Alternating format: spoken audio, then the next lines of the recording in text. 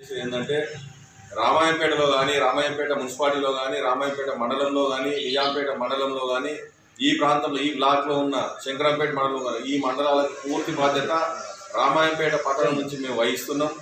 అభివృద్ధి కార్యక్రమం మంచికి కానీ చెడుకు కానీ కాంగ్రెస్ పార్టీ తరఫున ఎమ్మెల్యే గారి తరఫున బాధ్యత వహిస్తున్నాం. మేమే ఎట్టి పరిస్థితుల్లో తప్పుకునే ప్రసక్తి లేదు. ఎన్నికలప్పుడు ఏ వాగ్దానాలు చేసినామో అవన్నింటినీ ఖచ్చితంగా ఒక్కటి కూడా మిస్ కాకుండా ప్రతి సమస్యను ఏదో దృష్టికి వచ్చినా ప్రతి దాన్ని పరిశీలించి ఖచ్చితంగా అమలు చేస్తామని తెలియజేస్తున్నాం.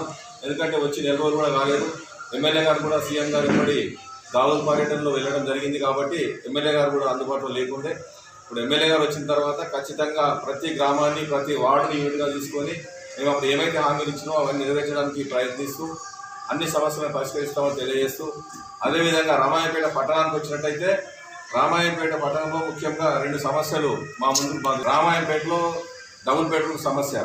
డబుల్ బెడ్రూమ్లు ఇంకో 56 ఇళ్ళు మిగిలినాయని చెప్పారు. కానీ అలాట్ అయిన ఇళ్లలో కూడా 20 నుంచి 30 ఇళ్ళు అమ్మకానికి ఉన్నాయి, సేల్స్కునే చెప్పడం జరుగుతుంది.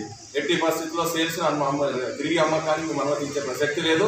అమ్ముకున్నట్టయితే ఆ ఇళ్ళని క్యాన్సల్ చేపిస్తాం, పేదలకు అర్హులైన పేదలకు ఇప్పిస్తామని తెలియజేస్తున్నాం. పత్రికా సోదరుల ద్వారా మేము పేద ప్రజలకు అండగా ఉంటాం, వ్యతిరేకంగా ఇచ్చిన ప్రతి ఇల్లు మేము సమర్థిస్తాం. వాళ్ళకి ఇంకేమైనా సౌకర్యాలు కావాల్సి ఆ కార్యక్రమ సౌకర్యాలు కల్పిస్తాం తప్పితే దుష్ప్రచారం చేస్తారు, ఇల్లు క్యాన్సిల్ చేస్తారని ఖచ్చితంగా క్యాన్సిల్ చేస్తాం. ఏ ఇల్లు ఎవరైతే తీసుకొని అమ్ముకుంటారో ఆ ఇల్లు క్యాన్సిల్ చేపిస్తాం, అర్హులైన పేదలకు ఇప్పిస్తాం. అదేవిధంగా ఏవైతే 56 ఇళ్ళు మిగిలిపోయినాయో ఆ 56 ఇళ్లను కూడా అత్యంత నిరుపేదలు రామాయంపేట పట్టణానికి చెందిన నిరుపేదలకు, ఏదైనా రోడ్ వైడింగ్లో ఇల్లు పోతే వాళ్ళు నష్టపోతే వాళ్లకు ఇవ్వడానికే పెడతాం తప్పితే ఇంకో రకంగా వాడుకునే ప్రసక్తి లేదు. అదేవిధంగా మొరం సమస్య, మట్టి కొట్టనిస్తలే ఊర్లే కాంగ్రెస్ పార్టీలు కొట్టనిస్తలే సమస్య ముందుకు తీసుకురావడం జరిగింది. దాన్ని తీవ్రంగా ఖండిస్తున్నాం.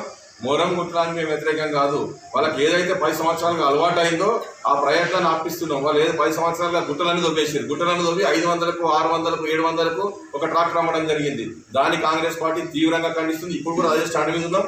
ఖచ్చితంగా రామాయంపేట పట్టణ పౌరులకు ఎవరికి మొరం అవసరం ఉన్న 400-450 రూపాయల లోపట్టే ఎవరన్నా కొట్టిన ట్రాక్టర్ మాకు అభ్యంతరం లేదు.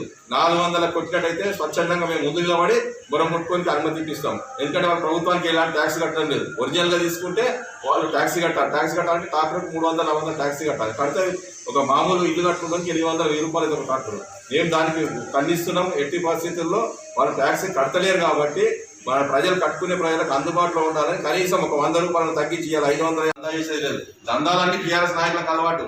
దందాలు చేసేది 15 రూపాయలు కాబట్టి వాళ్ళు ప్రజలు ఓడించారు. మేము ఆ దందాలను అనుమతించే ప్రసక్తి లేదు. వాళ్ళ దందాలను అడ్డుకుంటున్నామని చెప్పి వాళ్ళ అక్రమాలను అడ్డుకుంటున్నామని చెప్పి దుష్ప్రచారం చేస్తూ దానికి తీవ్రంగా ఖండిస్తున్నాం. మేము అప్పుడు హామీ ఇవ్వడం జరిగింది. అవినీతి రహితంగా ఈ పట్టణంలో కానీ ఈ మండలంలో కానీ ఈ ప్రాంతంలో అవినీతి రహితంగా కాంగ్రెస్ నాయకులు కార్యకర్తలు పనిచేస్తాం. దానికే కట్టుబడి ఉన్నాం. ఎక్కడైనా కాంగ్రెస్ నాయకుడు కానీ కాంగ్రెస్ కార్యకర్త కానీ ఎవరినైనా బెదిరించో బుదిగించో డబ్బులు అంటే మా దృష్టికి తీసుకురండి, వాళ్ళని అవసరమైతే పార్టీ నుంచే బహిష్కరిస్తాం. దానికి ఎమ్మెల్యే గారు కట్టుబడి ఉన్నారు, మేము కట్టుబడి ఉన్నాం. ఎమ్మెల్యే గారు ఆధ్వర్యంలో పూర్తి స్థాయిలో ఈ ప్రాంత అభివృద్ధి చేసి చూపిస్తాం. రామాయంపేట పట్టణం వాళ్ళ ఆయంలో సర్వనాశనమైంది.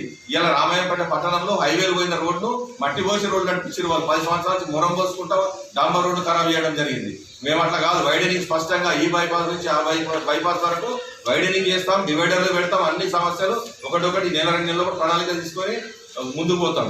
అదేవిధంగా మున్సిపాలిటీకి ఖచ్చితంగా ఇప్పుడు మీ ముందు కూడా స్పష్టంగా చెప్తున్నాం, వాళ్ళకి నిధులు రాలేవు. అప్పుడు కేసీఆర్ గారు ఎన్నికల ముందు ఏదైతే తప్పుడు హరీష్ రావు గారు తప్పుడు వాగ్దానాలు చేసి 25 కోట్లు ఇచ్చినాం 50 కోట్లు ఇచ్చినాం అన్నారు.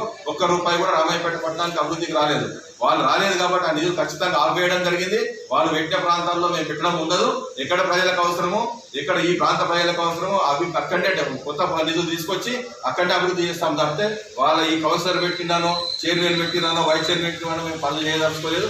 మేము మా నాయకులకు కూడా మా నాయకుల ఇంట్రెస్ట్ ఏమున్నది, మా ఎమ్మెల్యే గారి నాయకత్వంలో రోహిత్ రావు గారి నాయకత్వంలో మేము మా నాయకులు కార్యకర్తలు అందరూ పనిచేస్తారు. అవినీతి రహితంగా అయ్యాలి మా ఎమ్మెల్యే గారు అయితే అవినీతి రహితంగా పనిచేస్తాము అంటున్నారో దానికి కాంగ్రెస్ పార్టీ నాయకులు కార్యకర్తలు కట్టుబడి ఉన్నారు. మేము పదే చెప్తున్నాము. రామాయంపేట పట్టణంలో కానీ మండలంలో కానీ దుష్ప్రచారం చేస్తే నిజాంపేట మండలంగా దానికి ఖండిస్తున్నాం. ఎట్టి పరిస్థితుల్లో దాన్ని అనుమతించే ప్రసక్తి లేదు. పత్రికా సోదరుల దృష్టికి వస్తే కూడా మా దృష్టికి తీసుకురండి. మేము